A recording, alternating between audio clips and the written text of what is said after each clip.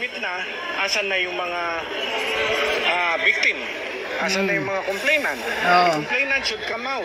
Sa kabila ng pag-amin ni dating Pangulong Rodrigo Duterte sa pagdinig kahapon ng House Quadcom na mayroon umano siyang mga pinatay, ayon kay National Bureau of Investigation o NBI Director, retired Judge Jaime Santiago, kailangan pa rin na may lumutang na mga biktima o complainant para makasuhan ang dating punong ehekutibo.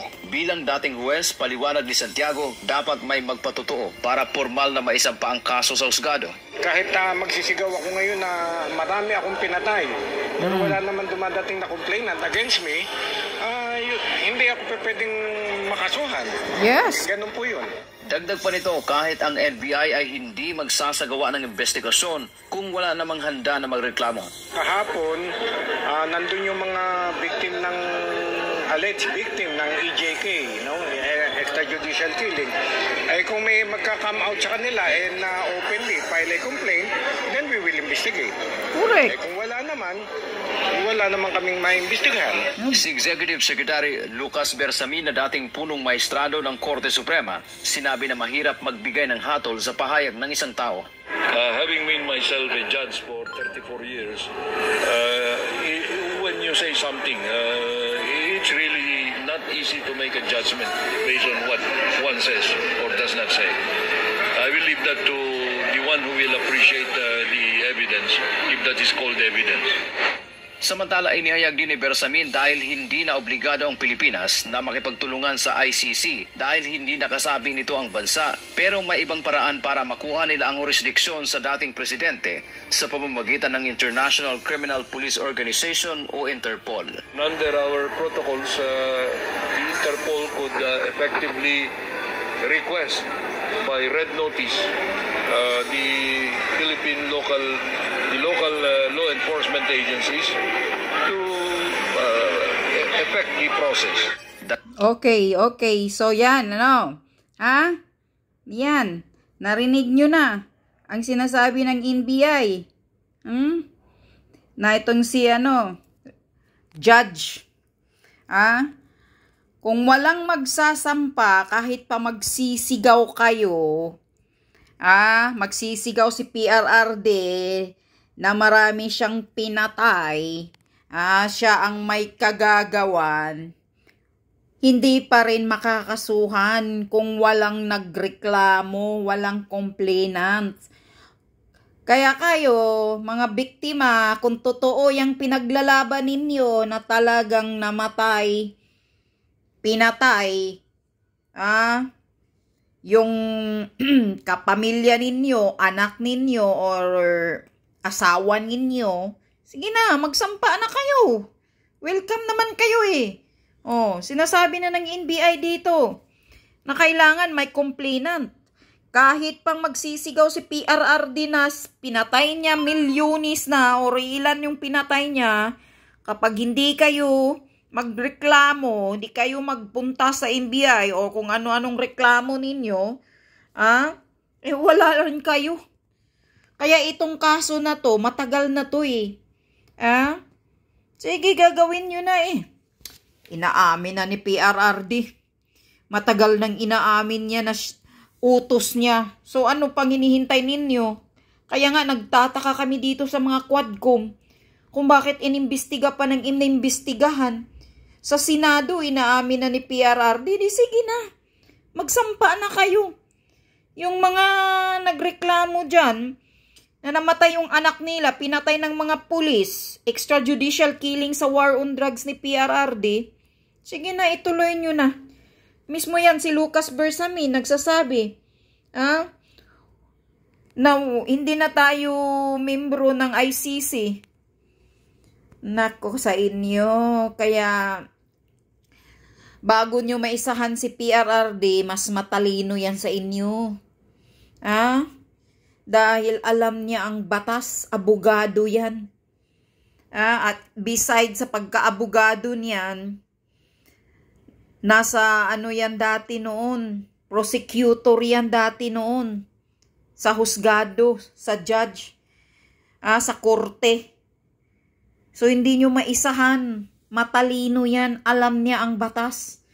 Kaya kahit sinasabi niya pa, inaamin niya pa na siya ang may utos na patayin niyo yan.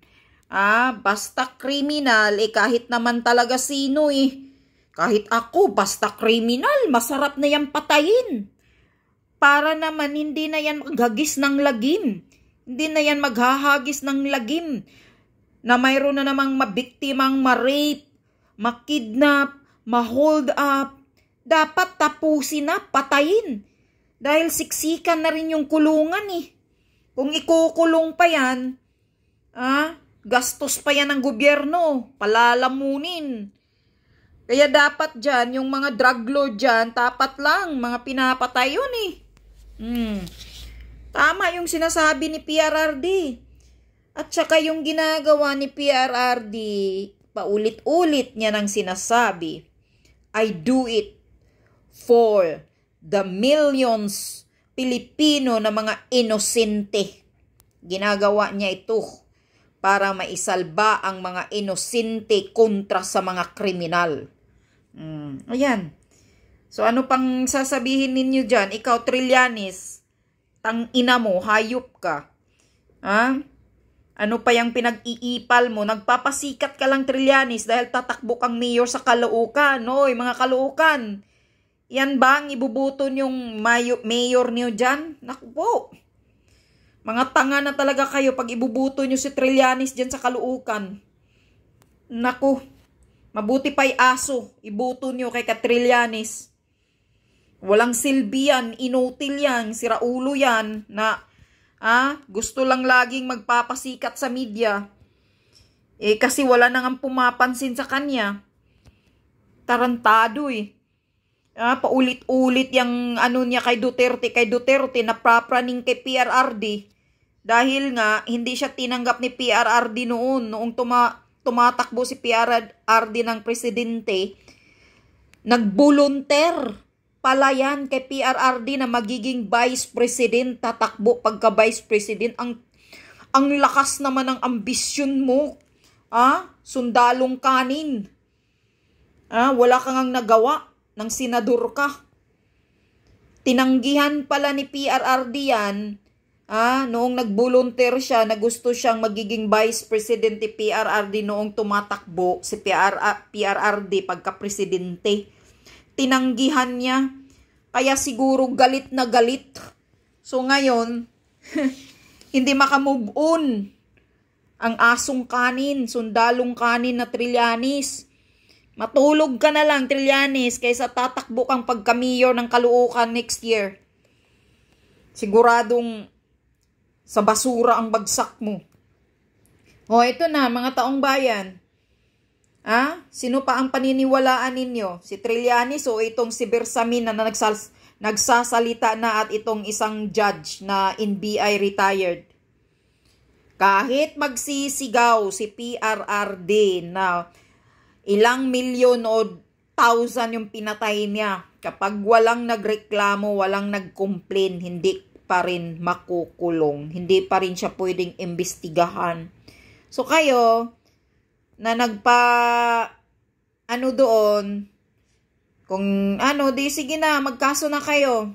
Tuloy nyo na. Huwag nyo nang hintayin na, magkasakit si PRRD. Patawa lang kayo. Sige na, sabihin mo kay Dilima, kay Jokno, kayong mga namatayan ng pamilya dyan sa war on drugs, si Dilima, si Jokno, si Colmenares, o sino pa yung yan, maggastos sa inyo ng abogado ninyo, magsampa na kayo, tuloy nyo na. Matagal na yan, ilang taon na ngayon, hindi nyo pa rin nakasukasuhan si PRRD. Matagal na si PRRD bumaba, magti 3 years na si Marcos Jr. Wala pa rin kayong kasong sinampa kay PRRD. Bilis-bilisan nyo na. Hinihintay kayo ni PRRD, Good luck sa inyo.